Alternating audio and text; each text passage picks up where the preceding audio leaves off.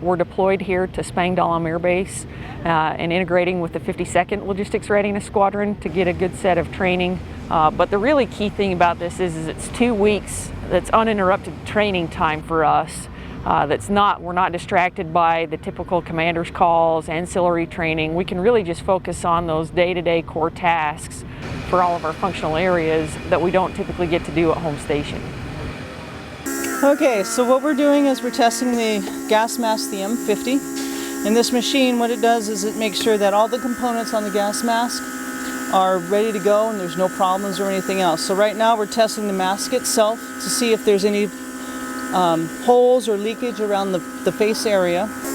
So then we'll test the drink tube. We'll make sure that the coupling that goes onto the canteen is working properly. We're going to test the valve underneath to make sure that no chemicals will get into it, and then the mask is ready to go. This is a simulated welder.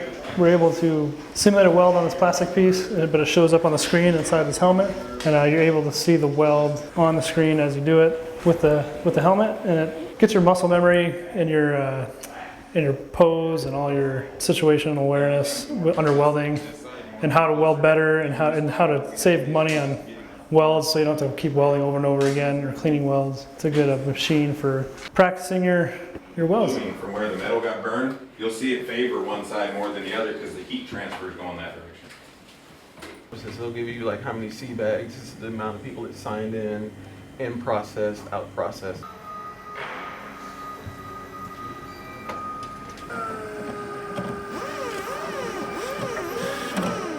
What we've been helping with is row 17 of their inventory.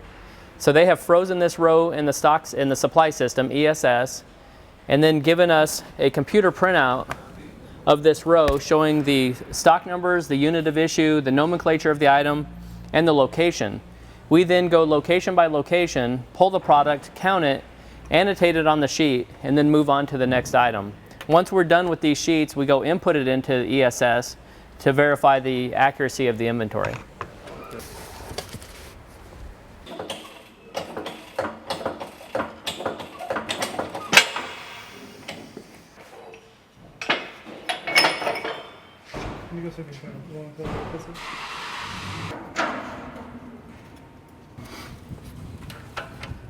Changing the tires on the R11.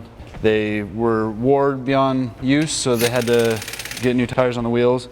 So we had to swap them out and torque them down to specs to be able to go over the road again.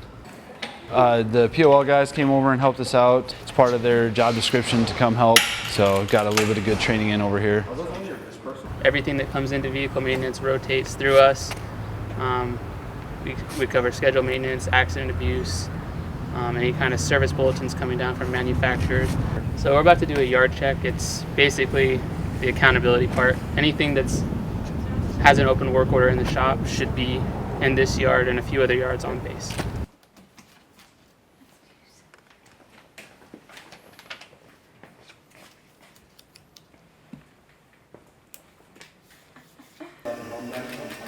Okay, see now over there, you need to even keep this one down.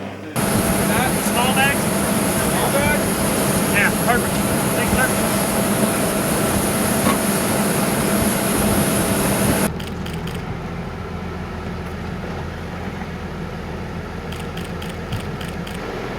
Today we've been doing some forklift training, getting Senior Airman Brown qualified on the forklift.